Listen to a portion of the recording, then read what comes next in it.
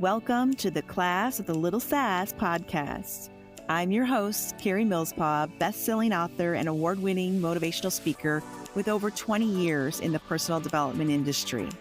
I believe that the more you know, the more you grow.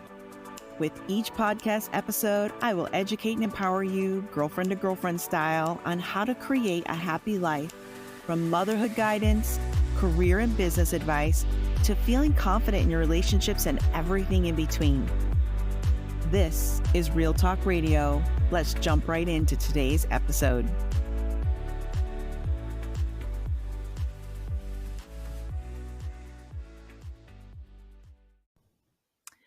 Hi there, friends. Today's episode I cannot wait to talk about. It's a big one for me.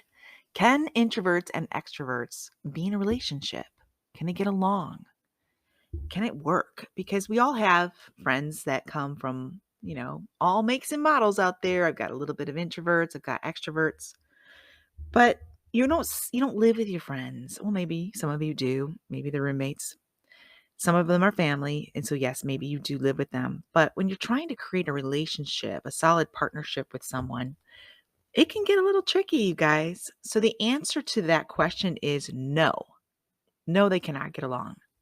And that's the truth, unless they can relate to the needs of their partner, communicate each other's needs, and come from a place of understanding. It takes true maturity to be in a relationship, whether it's an introvert and another introvert or an extrovert and another extrovert. It doesn't matter, especially with an introvert and an extrovert, because opposites attract. So you'll see more and more relationships out there as we touch base on this particular topic. You'll see, gosh, there's a lot of people I know that are like that. Most of my favorite friends have one introvert, one extrovert in the relationship. I find it kind of interesting. And there's pros and cons to that. In fact, I wrote a blog on Thrive Global, and I'll insert that in the link in the show notes because it's kind of interesting. We have the ability to change. We're not just born a certain way. Our environment shapes us, and sometimes our professional environment shapes us as well. Gets us to do things we never thought we would do, and I'll touch more on that. But this particular blog that I wrote a while back, I think it was during the pandemic, is how I became socially selective, because I don't like to use labels like introvert or extrovert. There's too many variations out there to fit in one box. But for simplicity's sake, we'll use that and keep moving forward. I like to say I'm socially selective. That's what people ask me, because I can be the life of the party in a room full of people that I feel comfortable with. My family, friends, people I've known forever, speaking on stage, that sort of thing. Topics I love to talk about. I'll sit in a big old circle and have that campfire moment with all of them.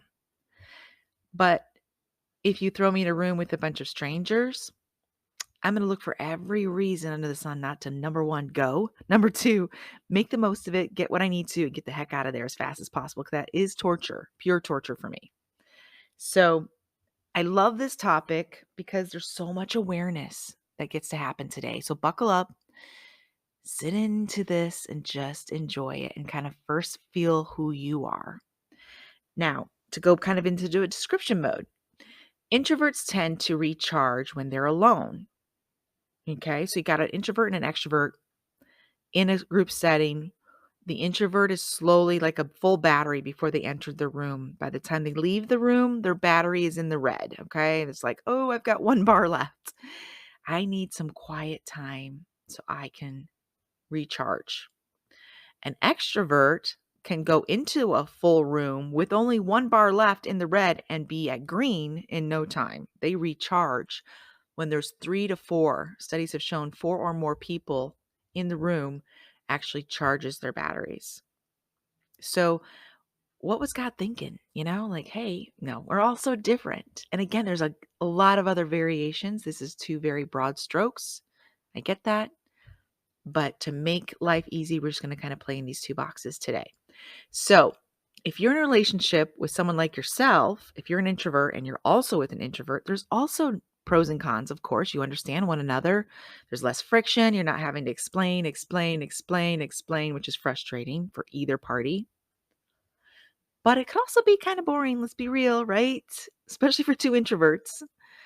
Just, oh, what are you going to do tonight? Stay in and read a book. Okay, we can just sit and read a book together, I guess. All right, cool.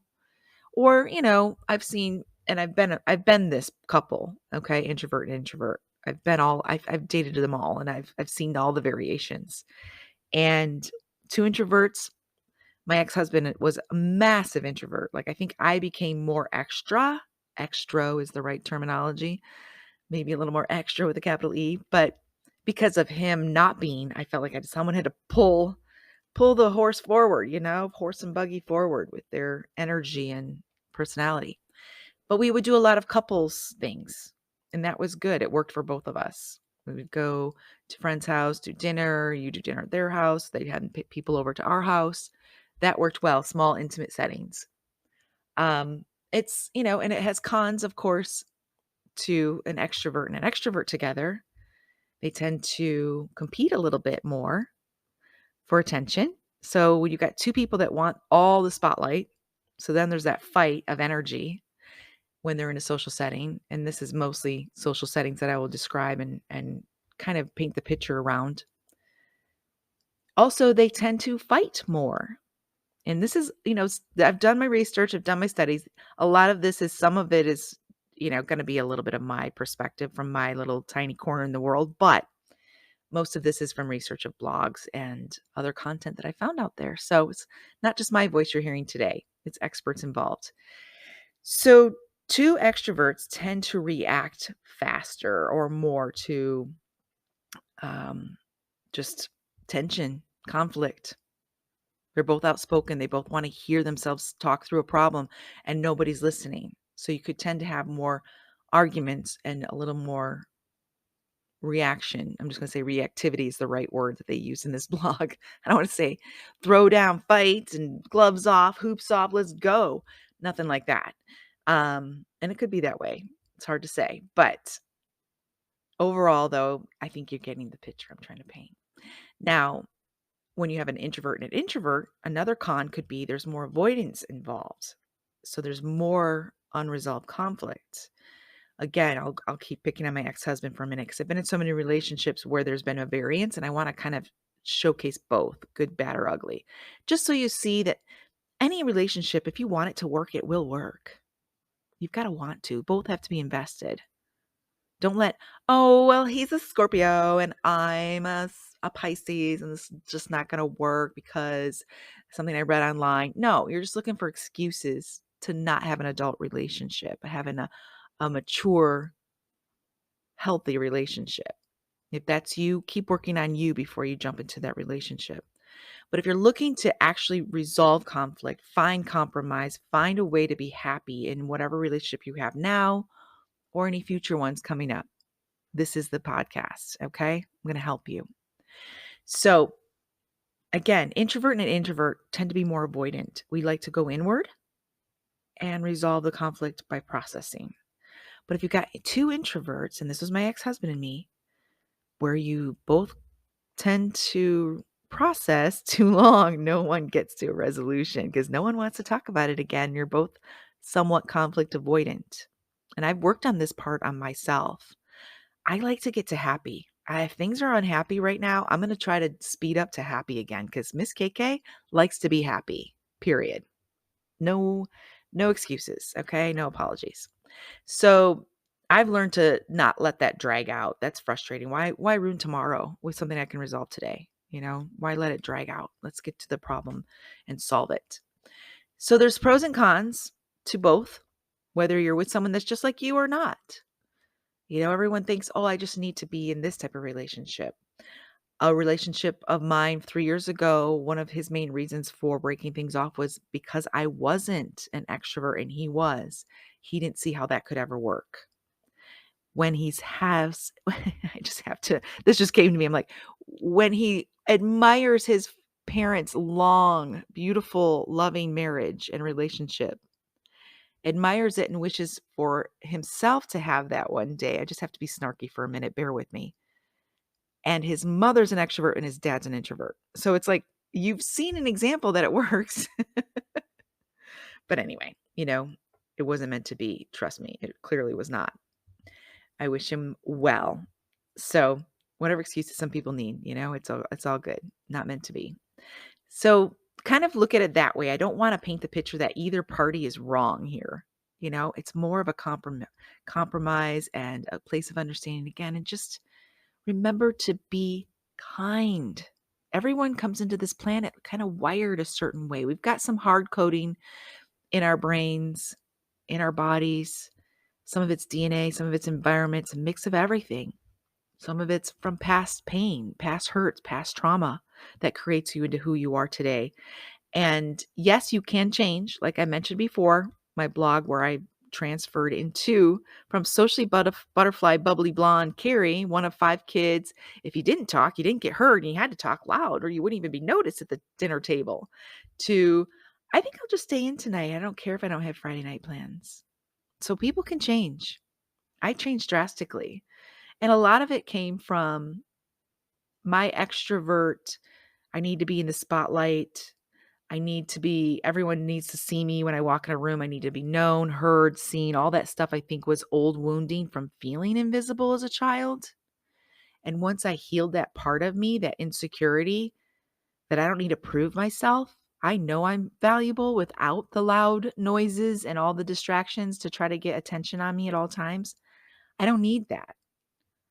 I already know it in my soul. So sometimes an extrovert is someone that's in pain. A lot of it is wounding that needs to be healed. I am living proof of it, so I can't say it doesn't exist. I've been there. I could not even, this was a decade plus ago, but I would text all my friends as soon as I left work. If I knew I didn't have my daughter that evening, I could not think of ever sitting home alone by myself. What the hell? No way. That was unthinkable back then. Let me see what everybody's doing. What are you guys doing? What are you guys doing? Where is everybody? Where are you at? Anything fun happening? I know it's just a Tuesday night, but what's going on? And I try to make plans as fast as possible. Let's all meet. Let's all go for a drink. Let's do happy hour. Let's do this. Grab so-and-so. And then slowly, as I learned to love myself, heal that inner child, that little baby Carrie that felt invisible or pushed aside or unheard, she got healed and she got grounded and super rooted in Jesus, and she never felt alone again. Didn't need that attention, already knew her worth, and yes, I'm talking about myself in the third party because that's just who I am, okay? Love it or leave it. But that's just, just a part of the process of growing, healing, evolving, and changing as a person. Now, I worked from home way before the pandemic made it cool. And I recognized then that a lot of extroverts had a hard time during the pandemic. It was challenging. They're used to going all the time. And not having those plans made them feel like less than. Where's my people? I need to see all my people. I need a crowd. I need all these events. What do you mean I'm just staying in my house? What do you mean I can't talk to people at the grocery store and give people space? This is killing me. And I can only imagine that was super depressing, way more than the introverts. I think the introverts were like, woohoo, I can say no to all the events because it's just not okay right now, guys. I'm just going to stay home and do a puzzle. We were all throwing a party in our house. And even I started to get that feeling of something's missing. I think it was hard on everyone, but I just want to give a shout out to the extroverts that made it through that. That was extra hard on you guys. You really felt out of place. Because extroverts see strangers as friends they haven't met yet. The more people that talk in the room, the more energized they get. And it's just kind of how they're wired. They like to make friends. They're looking for that next person to have something in common with. And introverts aren't necessarily shy. I want to be clear on that. I am not a shy person in any way, shape, or form. I will speak on a stage with 1,500 people looking at me without a problem. I have done lots of theater, acting, singing, grew up on stage. From age 4, all through high school, into my adult years, that is my comfort zone. Give me the stage, shine that bright spotlight. 100% love it, thrive on it. It's my happy place. I'm not shy, but I'm selective. There's some people that just don't get that Carrie energy. I'm going to give you a lot of myself, and I prefer the one-on-one versus a bunch of strangers getting to see in. It's like I like the more intimate conversations with depth versus broad, shallow conversations with strangers. It doesn't fill my soul. And I can't speak for everyone. This is just how I'm wired. So, one thing to be very careful when you're in this relationship is to not let resentment take over. And I was married to an introvert, extreme. And I've dated men that are extra, extra, extra, extra, read all about it, extroverts. And there's little resentment things that come into place that you have to be aware of and communicate. And I'm going to keep saying that word because you don't share and express your needs with your partner. They can't read your mind, guys. They're not going to know. They're not going to know. And then you start to harbor that resentment, which is just chipping away to that whatever foundation, however new or old it is that you created with this person. It'll start to chip away where there's nothing left. Can't keep, burying it under a rug. My dad, introvert. My mom, extrovert.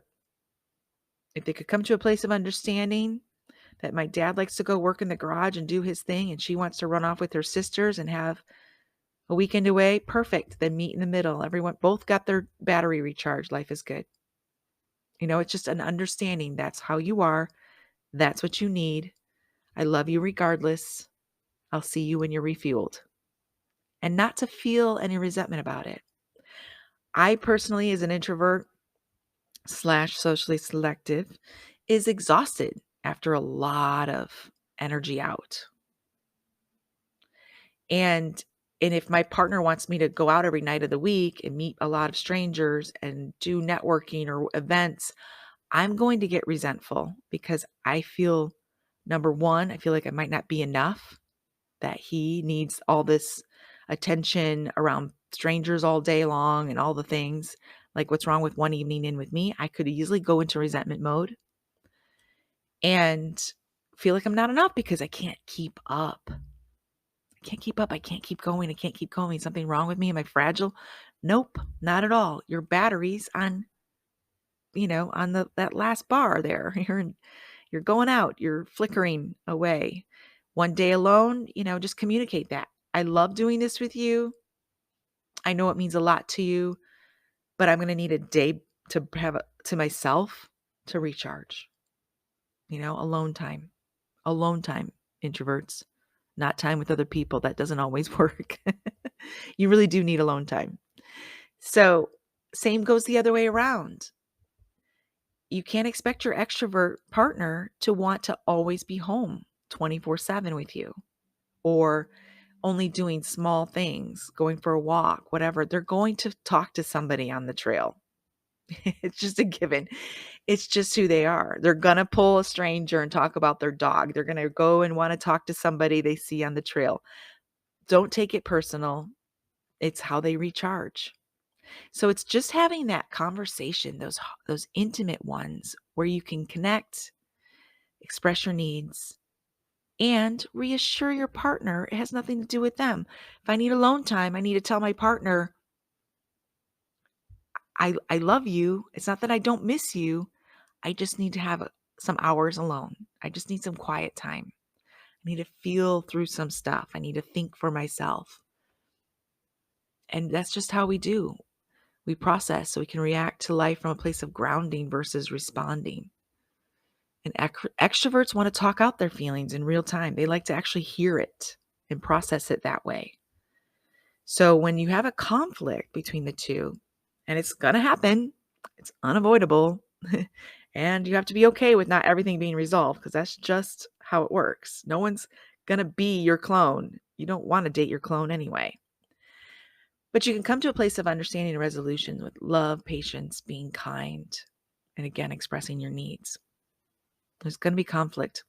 Now, where I see the biggest problems is during social settings. Because obviously when you're out with your partner and they're an extrovert and you're an introvert, you're doing dinner, whatever, they might be talkative, more talkative. and pulling in strangers to your conversation. The introvert's like, really? Why are you doing this? I thought this was our time to connect. You don't have those problems at home, I'm assuming. It's not at home or wherever you are. Maybe you work together in an office. You're not going to have those problems until other parties are involved. That's when you start to see a little bit of shift and some, conflict in the partnership that you have. I'll give some stories, for example, and ways to improve on both parties. Again, no one's the bad guy here. We're just wired different. That's all. And sit in your partner's space for a minute. See the world like they see it so you can come from a level of understanding. 100%. That's the way to do life. Always try to see the perspective of the other person, whether it's your partner, your family member, your child, your mother, father, boss, coworker, whatever, best friend. Try to see it their way. Try to see it their way and come to a level of understanding. If that person just rubs you the wrong way all the time, yeah, eventually, you've got to call it what it is. I've had friends in the past that were so extroverted that I would find myself in unsafe situations. Her need to explore, meet more guys on a trip to California or wherever. Next thing you know, we're in a private room where people I'd never met before, don't even know their first name, and we're two chicks with a bunch of dudes in a city that's not home, far, 5 hours from home. That's when I had to kind of pause, like pump the brakes. This doesn't make me feel safe. I loved her, I loved hanging out with her. But there was too many times where I didn't feel safe because she would pull in anybody and everybody, anyone that had a pulse. She wanted to be friends with anybody and everybody. She had no boundaries. She had no regulations. It was definitely quantity over quality at that point. So you have to love them from a distance and just part ways in peace. Nothing wrong with that. You're not going to change anyone. I hope that I've never given that kind of inflection on this podcast that, ooh, you're going to change somebody. This is how you do it. Mold them into who you are. No, that's not a relationship. That's not a healthy one anyway. Healthy one is letting them fly like they always have flown and just empower them to be better versions of themselves. That's it. And that's not necessarily the type of change some people are thinking of. Empowering someone to be a better version is brilliant. It's the support everyone should have in a relationship. So I have had to let go of some relationships, friendships that I had for years.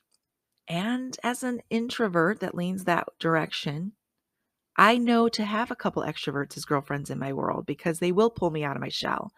They will invite me to parties I didn't think to go. They will encourage, they're the little team leaders, come on, happy hour, 5:00. This is where we're going. We'll meet all at Friday, and this is where we're going. Somebody needs to be the leader on that. It's generally not me naturally. I really have to work hard to be that person. It's not my default to say, what am I doing this weekend? How many people can I get riled up? And unfortunately, some of those friends have moved away. Here in Vegas, a lot of my close friends have moved away. It's just kind of the nature of how life goes.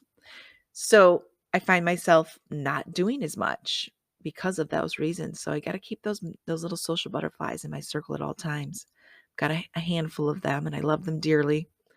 But this one that I was talking about in particular was from a different version of extrovert. Now, I want to give you perspective of both sides as I talk about ways to improve. Introverts can feel like in a social setting that their partner needs to talk to everybody in the room because they're bored with them. And I felt this way myself. I'm speaking from personal experience and from other things that I've read. You can feel abandoned in a social setting. Like, I thought we were going to connect tonight. Where is he or she? I'm stuck talking to so-and-so. This sucks. I didn't want to spend my evening doing this. I wanted to connect with my partner, and they're nowhere to be seen. They're the life of the party. They look like little bumblebees pollinating flowers. They're just buzz, buzz, buzz, buzzing all around. And they're getting their batteries recharged and enjoying themselves while the introvert is thinking, this sucks. I'm tapping out. I want to go home.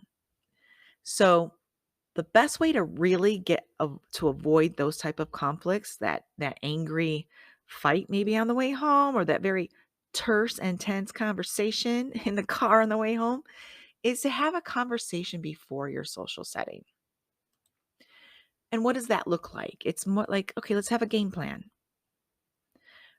Maybe the introvert's like, you know what, babes, I really want you to just connect with me when we first get there. I want to feel like you've got my back. Then you can go do your thing. And maybe I'm going to do a one-off with so-and-so over here because I'm better off with one-on-one.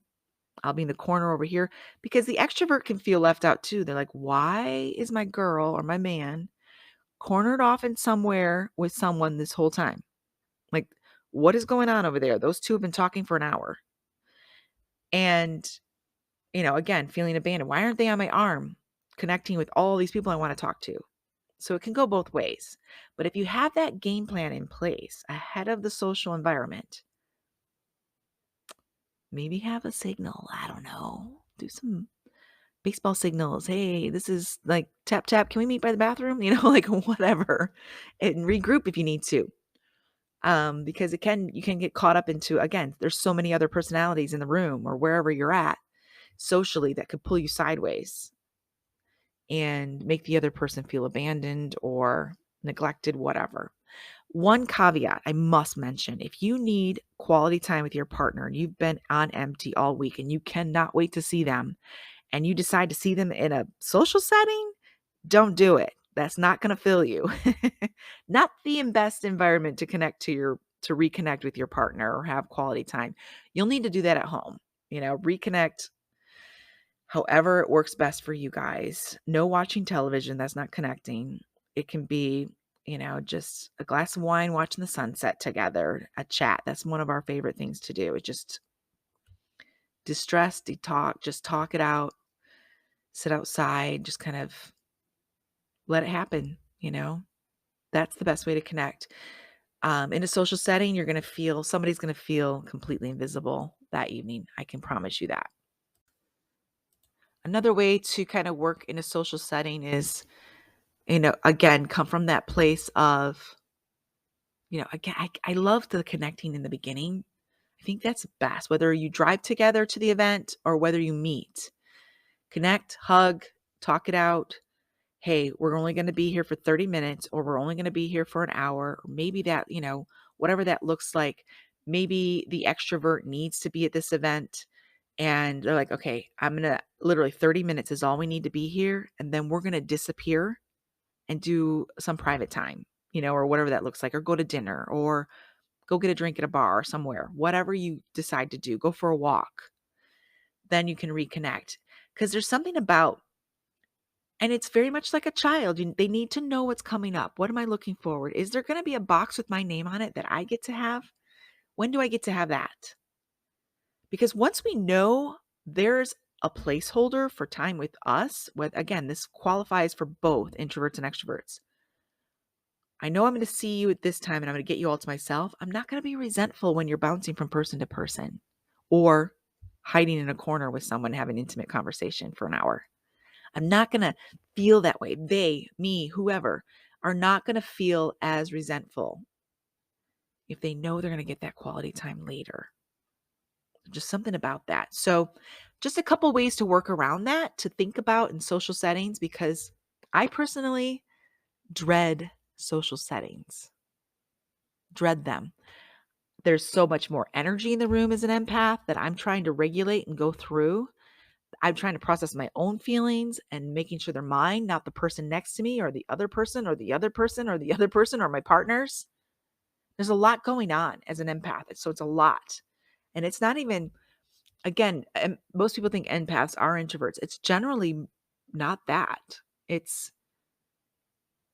that we're just taking on so much. Our antenna is so out there. We are overstimulated because we actually, I can't even think of the correct word at the moment, but think of it as our sensors are in overload because we are so sensitive.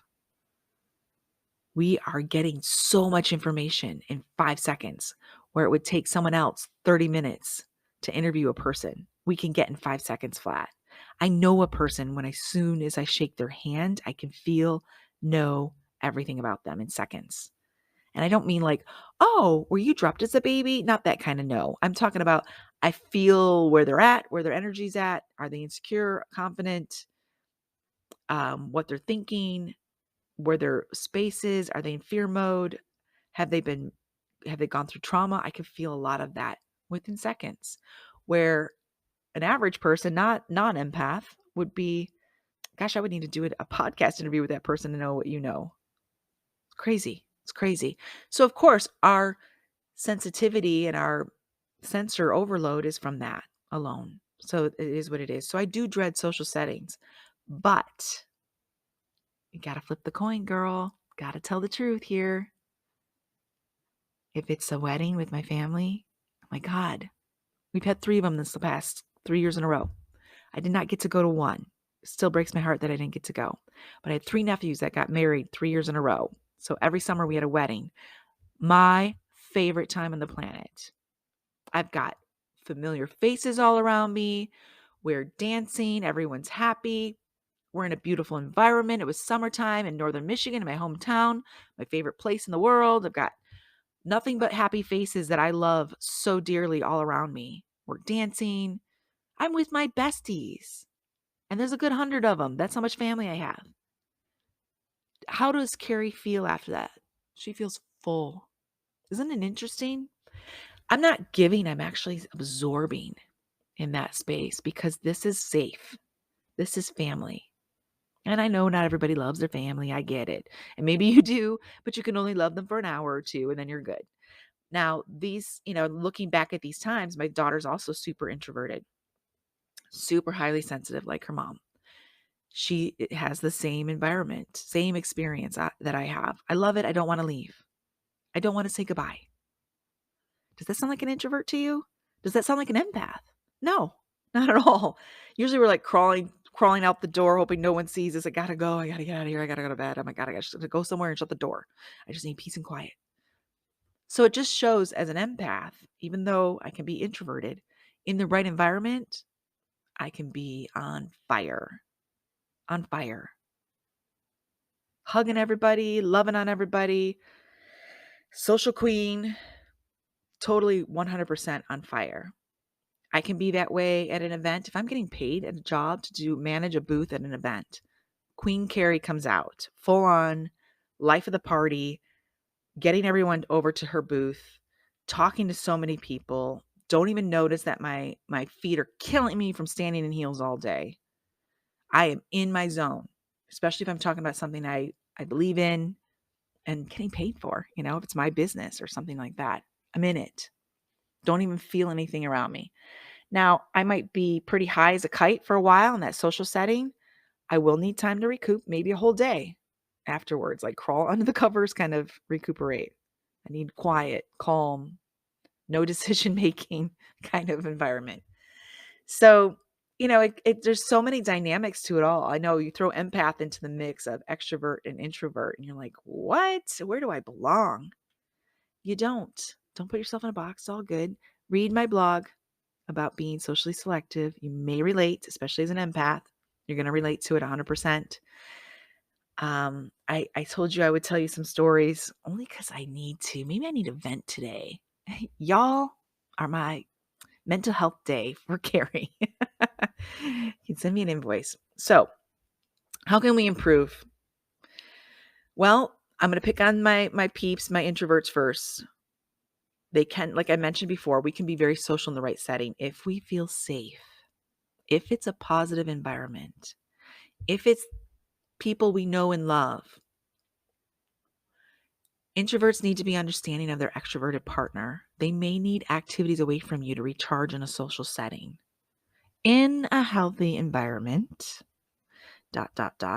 because nobody wants their partner out at some bar or some crazy environment, the worst of the worst. I live in Vegas, so the worst, you can only imagine what I'm assuming, in my brain.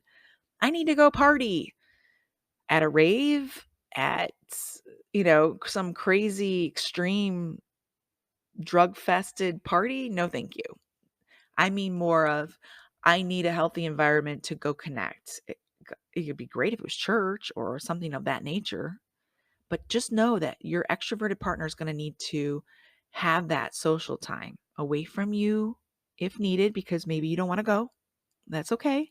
You can get your alone time to regroup and they can go get recharged doing whatever it is they do.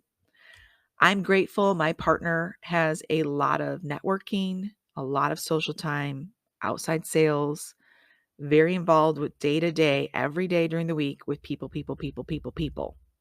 So I believe, and I can't speak for him, but I believe he's getting his battery charged when he's doing his 9 to 5. I work from home. I like to work more projects, less people, if I can help it. I like a nice mix of people and projects. I don't need to see people day to day. I like to be very efficient in work. I'm a typical entrepreneur, wants to maximize everything I do so I can have more free time for Carrie. It's not about a punching in and punching out kind of mindset. I don't get paid hourly, I get paid for my value. So I'm and expertise. Let me throw that in there. So I'm going to do what I need to and be done, done for the day so I can do other things. That's why I became an entrepreneur. It's the freedom piece. So that's where introverts need to jump in and be a little more giving, compromise, all the things. Where can an extrovert improve in their relationship? Extroverts, I'm trying not to say this in the rudest way ever, but I'm looking at my notes. Extroverts need to respect boundaries. I'm just going to say it in all caps. Respect boundaries. I don't know if they know how, but if they can be taught. I know this. I believe in them. They can do this.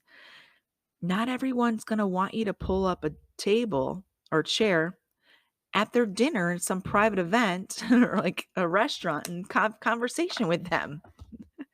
Hey, anybody using this chair? Next thing you know, has anyone ever had that happen? I have. Like, can I help you? Who are you? Why are you like literally bombing my date right now?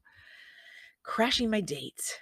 So my ex-mother-in-law, she was really great for not respecting boundaries. And she is an extrovert, clearly. Maybe that's why my ex-husband was such an introvert. He's trying to be the opposite, or maybe she just overpowered everybody in the house. I don't know. Because I don't think there's any other extroverts in the house. She would invite herself over. We were new to just moving into our house right after we got married. This is like within a couple months of our marriage.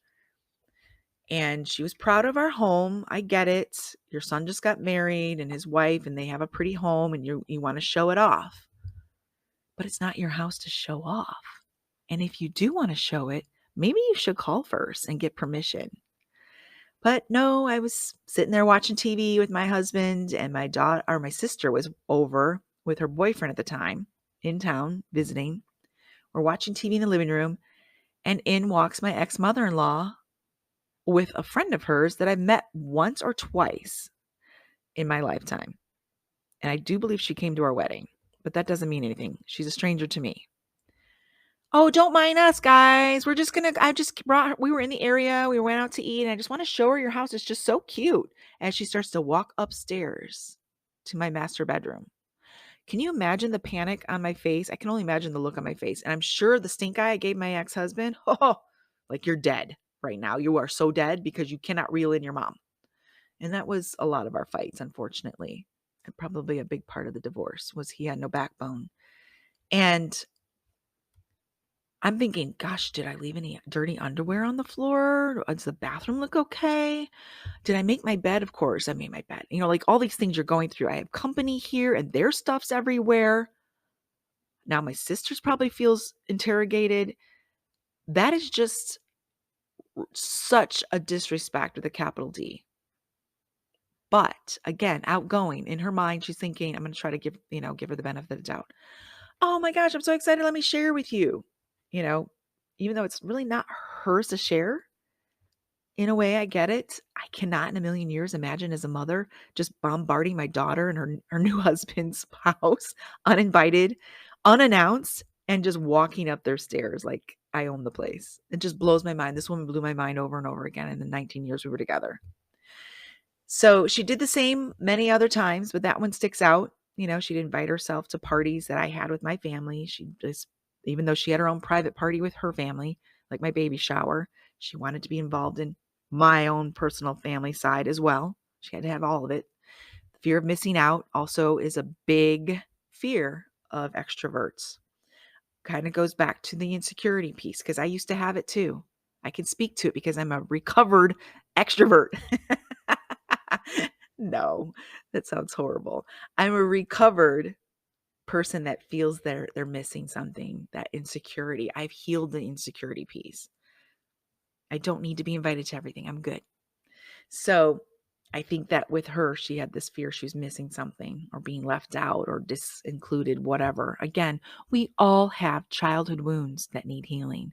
It's amazing where you can come from a space of understanding and love and have beautiful relationships and have a beautiful, very well-rounded life when you heal your inner child, that precious baby that was wounded. We all have it. Look it up. There's somebody in your corner that can help you. Trust me, we're all out there. There's many of us that can help and heal you with that. So, other examples of respecting boundaries. The boyfriend that broke up with me that thought that I was not extroverted enough for him, it would never work out. On Valentine's Day, and I have to call him out on this one. So I've run it by a few people, and I don't think I was being unreasonable, but I'm giving you the tea anyway. He had been traveling all week. I finally knew I was going to see him on Valentine's Day. He was so sweet. He sent like a Valentine ahead of time to request me to be his Valentine, all the right things. Go to his house. We have a reservation. How cool. We're going to try out this new restaurant they just opened. I've got gifts and chocolates and all the fun stuff. I finally get to sit down and connect with him. I'm so grateful. He's been, again, traveling for work. And we're sitting there. We're sitting side by side at the restaurant because that's what couples do in a noisy place. They want to hear each other. They snuggle close. And across from us, there's a girl, probably in her 20s, taking a selfie of herself alone with a margarita on Valentine's Day. Don't know why she was sitting there by herself. I did notice her when we were waiting for our table when we checked in. Just assumed maybe someone was coming to meet her. Not in my business because introverts stay in their lane. Extroverts don't know there is even a lane. That's why I said you need to respect boundaries. That's how you can improve and be actually, glorified in your gift to be so social because we all need you. We need both in the planet. So he, in mid-sentence, looks up, notices her, says to me, "Should we invite her over to our table?" And the feeling inside of me was, I finally got alone time with you. We're engrossed in a deep conversation. You look up and see a 20-year-old blonde girl who's at least 15, 20 years younger than you and want to know, even if you're joking, if that's okay to bring her over during our Valentine's Day dinner. I don't even know what emotions went through my body. The disrespect must have shown on my face. It just flooded through me where I had to excuse myself and go to the restroom because I didn't want to scream at him or act irrational. I was like, "Are you serious right now?" I did "Are you kidding me?" look. And he's like, "Oh, I'm just kidding. I'm just kidding." "Oh, girl, be so lighthearted. You're so serious all the time. I can't believe it." Yeah, that's not cool. I don't care if you're joking or not. None of that was cool. So that's a boundary. And yes, he is out and about as a person in sales, traveling, talking to people, connected with everyone. I asked him if that was a man, would you have said the same thing? "Oh, sure. Yeah. Right. Yeah, I didn't believe it either, girls." I don't think so. I don't think he would have invited a single guy over to hang out with us for the night. But it was hurtful. And even though, again, you notice everyone as an extrovert and you're very observant, and you're getting energy from other people. That's why I think you are so observant, and you're talking out loud because that's how you process. Be mindful that there's some boundaries that need to be in place, or you're going to actually push away the person you love. In that instance, I mean, we didn't break up till 3 months after that, but it chipped away. It made a big chunk. It chipped a big piece out of me. I can't trust you. You travel for sales and you want to invite this girl over to our special dinner. And if you're that way in front of me, what are you like when I'm not around and you're at the airport or wherever, an event, hotels, whatever? All of a sudden the trust started to chip away. So there's a lot of trust, communication, being vulnerable, being transparent that needs to happen for all relationships to work, regardless of what label society wants to put on you. It's so necessary. And if you really, really care about the person you're with, you will take the time to try to understand them, invest in them. You will always get a return on your investment 100 times over. And again, a true soulmate loving experience is allowing that person to be themselves and come from a place of, I'm not trying to change you, but I want to find a happy place somewhere in the middle that we can both thrive, shine, be better than we were yesterday together. Other than that, the whole planet will be single if we can't get to that happy medium, or the whole planet will be in bad, painful, unhealthy, toxic relationships. There is a happy medium. I believe it. And it all depends on who you're partnering up with. You've got to be that way. Your partner's got to be that way. It takes two, 100%. I hope this was helpful and enlightening. Please read that blog that I wrote a few years ago. I think as an empath, you'll relate to it 100%, and it'll help you get more insight to who you are. And if this episode kicked you in the butt a little bit, put you where you need to go, maybe you want to forward it to your partner, a friend, do that. Click share, send it over, text it to them, whatever platform they want to listen on, Spotify, iTunes, Google, YouTube. It's everywhere, guys. Everywhere that podcasts have the platform. Share it with a friend. Send out that pay it forward mindset. Big hugs, big love. Talk to you next time. Hi there, friend. If you enjoyed this episode, do me a favor and double check that you're subscribed or following. And if you've got a quick 30 seconds, it would mean the world to me if you could leave me a 5-star review and share what you specifically liked about this episode.